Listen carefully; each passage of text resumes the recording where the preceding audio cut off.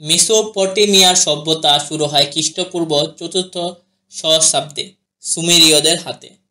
Tigris ও Euphrates নদীর পলিমাটি কৃষির জন্য আদর্শ ছিল, যা স্থায়ী বসতি গড়ে ওঠার পথ সুগম করে। প্রাথমিকভাবে ছোট গ্রাম থেকে শহর, তারপর রাষ্ট্রে রূপান্তরিত হয়, যেমন উরুক, উর, লাগাস এবং এরেদু। এই শহর রাষ্ট্রগুলো স্বাধীনভাবে শাসিত হতো এবং প্রত্যেকে নিজস্ব রাজা, প্রশাসন এবং ধর্মীয় ব্যবস্থা ছিল। পরবর্তীতে খ্রিস্টপূর্ব 2334 সালে আক্কাদীয় রাজা সারগন বিশ্বের প্রথম সাম্রাজ্য প্রতিষ্ঠা করেন, যা মেসোপটেমিয়ার বিভিন্ন শহর রাষ্ট্রকে একত্রিত করে। খ্রিস্টপূর্ব 1854 সালে ব্যাবিলনীয় সভ্যতা উত্থান লাভ করে এবং রাজা হাম্মুরাবি শাসনকালে এটি শীর্ষে পৌঁছায়। পরে আসিরীয়রা এবং নব্য ব্যাবিলনীয়রা এই অঞ্চল শাসন করে। খ্রিস্টপূর্ব 539 সালে পারস্যিক রাজা সাইরাস দ্য গ্রেট ব্যাবিলন জয় করলে মেসোপটেমিয়ার স্বাধীন সভ্যতার অবসান ঘটে। মেসোপটেমিয়ার সমাজ ছিল শ্রেণী বিন্যাস ভিত্তিক। শীর্ষে ছিলেন রাজা, যিনি প্রায়ই দেবতার প্রতিনিধি হিসেবে বিবেচিত হতেন। এরপর ছিলেন পুরোহিত, অভিজাত, বণিক এবং সরকারি কর্মকর্তা। কৃষক, কারিগর এবং শ্রমিকেরা মধ্যবর্তী স্তরে ছিলেন, আর দাসরা ছিলেন সর্বনিম্ন স্তরে। নারীরা সমাজে গুরুত্বপূর্ণ ভূমিকা পালন করতেন। তারা ব্যবসা, ধর্মীয় অনুষ্ঠান এমনকি মন্দির পরিচালনায় অংশ নিতেন। তবে পুরুষতান্ত্রিক ব্যবস্থার কারণে তাদের অধিকার সীমিত ছিল। মেসোপটেমিয়ার মানুষ বহু দেবতাবাদী ছিলেন এবং প্রকৃতির শক্তির উপাসনা করতেন। প্রধান দেবদেবীদের মধ্যে ছিলেন আনু, এনলিল, ইন্নাকা, মারদুক। জিগুরাত নামক স্তর বিশিষ্ট মন্দিরগুলো ধর্মীয় সামাজিক কার্যক্রমের কেন্দ্র ছিল। এগুলো দেবতাদের বাসস্থান হিসেবে বিবেচিত হতো এবং পুরোহিতরা এখানে উৎসব, বলিদান এবং জ্যোতির্বিজ্ঞান পর্যবেক্ষণ পরিচালনা করতেন। মেসোপটেমিয়া বিশ্বের প্রথম লিখন পদ্ধতি কিউনিফর্ম উদ্ভাবন করেন। এটি খ্রিস্টপূর্ব 3100 সালে সুমেরীয়দের হাতে শুরু হয়। কিউনিফর্ম শব্দটি ল্যাটিন শব্দ থেকে এসেছে, যার অর্থ কিলকাকার। এটি মাটির ফলকে ধারালো বাঁশ বা হাড় দিয়ে কিলকাকার চিহ্ন আঁকার মাধ্যমে লেখা হতো। প্রথমে এটি বাণিজ্য ও হিসাব রাখার জন্য ব্যবহৃত হতো, কিন্তু পরে সাহিত্য, আইন, বিজ্ঞান এবং ধর্মীয় গ্রন্থ লেখার জন্য ব্যবহার শুরু হয়।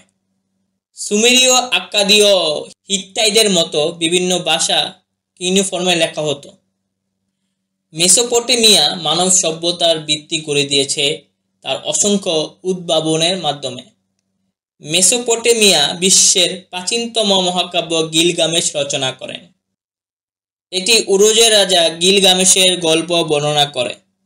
তিনি বন্ধুত্ব, মৃত্যু এবং অমরত্বের সন্ধানে যাত্রা করেন।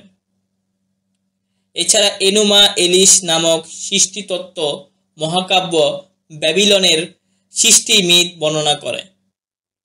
এই রচনাগুলো পরবর্তী সাহিত্যের উপর গভীর প্রভাব ফেলে। ব্যাবিলনের রাজা হাম্মুরাবির আইন খ্রিস্টপূর্ব 654 সালে লিখিত হয়, যা বিশ্বের প্রথম লিখিত আইন ব্যবস্থা। এটি পাথরের স্তম্ভে খোদাই করা ছিল এবং 282টি ধারা নিয়ে গঠিত ছিল। এই আইনে বাণিজ্য, বিবাহ, শ্রম এবং শাস্তির বিষয়ে নির্দেশনা ছিল। এটি চোখের বদলে চোখ নীতির উপর ভিত্তি করে ন্যায় বিচার প্রতিষ্ঠার চেষ্টা করত। হাম্মুরাবির আইন আধুনিক আইন ব্যবস্থার পূর্বসূরি হিসেবে বিবেচিত হয়। মেসোপটেমিয়ার মানুষ সেক্সাডেসিমাল গণনা পদ্ধতি উদ্ভাবন করে, যা আজও সময়, 60 সেকেন্ড, 60 মিনিট এবং বৃত্তের কোণ 360 ডিগ্রি গণনায় ব্যবহৃত হয়। তারা গুণ, ভাগ, বর্গমূল এবং জ্যামিতির প্রাথমিক ধারণা ব্যবহার করত। জ্যোতির্বিজ্ঞানে তারা গ্রহ, নক্ষত্র এবং গ্রহের গতিবিধি পর্যবেক্ষণ করে প্রাচীন ক্যালেন্ডার তৈরি করে। মেসোপটেমিয়ার মানুষ চাকা আবিষ্কার করে খ্রিস্টপূর্ব 3500 সালে, যা পরিবহন ও কারিগরি কাজে বিপ্লব ঘটায়। তারা সেচ ব্যবস্থা যেমন খাল ও বাঁধ নির্মাণ করে কৃষি উৎপাদন বাড়ায়।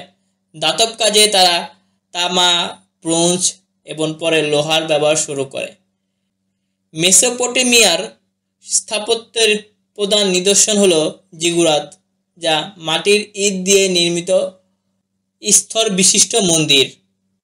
উরের জিগুরাত এবং ব্যাবিলনের এটেমেনানকি এর উদাহরণ। এগুলো ধর্মীয় ও প্রশাসনিক কেন্দ্র হিসেবে কাজ করত।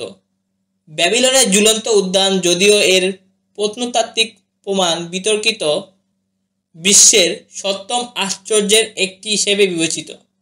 মেসোপটেমিয়ার শহরগুলোতে প্রাসাদ, দেয়াল এবং নগর পরিকল্পনা ছিল অত্যন্ত উন্নত। মেসোপটেমিয়ার অর্থনীতি কৃষি, বাণিজ্য এবং হস্তশিল্পের উপর নির্ভরশীল। টাইগ্রিস ও ইউফ্রেটিস নদীর পলিমাটি গম, বার্লি, খেজুর, ডাল, তিল এবং ফলের চাষের জন্য উপযুক্ত ছিল। তারা সেচ ব্যবস্থার মাধ্যমে পানি নিয়ন্ত্রণ করে ফলন বাড়ায়। পশুপালনও অর্থনীতির একটি গুরুত্বপূর্ণ অংশ ছিল, যেখানে গবাদি পশু, ভেড়া এবং ছাগল পালন করা হতো। বাণিজ্যে মেসোপটেমিয়া মধ্যপ্রাচ্য, ভারত, মিশর এবং আনাতোলিয়ার সঙ্গে যোগাযোগ স্থাপন করে। তারা শস্য, কাপড় এবং হস্তশিল্পের বিনিময়ে ধাতু, কাঠ এবং মূল্যবান পাথর আমদানি করত। বাণিজ্যে বিনিময় ব্যবস্থার পাশাপাশি রৌপ্য এবং সোনার মতো ধাতু মুদ্রা হিসেবে ব্যবহৃত হতো। মেসোপটেমিয়ার শহর রাষ্ট্রগুলো সাধারণত রাজা বা পুরোহিত রাজা দ্বারা শাসিত হতো। রাজারা নিজেদের দেবতার প্রতিনিধি হিসেবে বিবেচনা করত এবং ধর্মীয় ও প্রশাসনিক ক্ষমতার সমন্বয় ঘটাত। আক্কাদীয় রাজা সার্গন প্রথম কেন্দ্রীভূত সাম্রাজ্য গঠন করেন। ব্যাবিলনীয় রাজা হাম্মুরাবি তার শক্তিশালী প্রশাসন ও আইনের মাধ্যমে মেসোপটেমিয়াকে ঐক্যবদ্ধ করেন। অ্যাসিরীয়রা তাদের সামরিক শক্তি ও নিষ্ঠুর শাসনের জন্য বিখ্যাত ছিল। মেসোপটেমিয়ার পতন খ্রিস্টপূর্ব 539 সালে, যখন পারসিক রাজা সাইরাস ব্যাবিলন জয় করেন। এরপর এই অঞ্চলে পারসিক, গ্রিক এবং রোমান শাসনের অধীনে চলে যায়। তবে মেসোপটেমিয়ার সাংস্কৃতিক ও বৈজ্ঞানিক অবদান সভ্যতাগুলোর উপর গভীর প্রভাব ফেলে।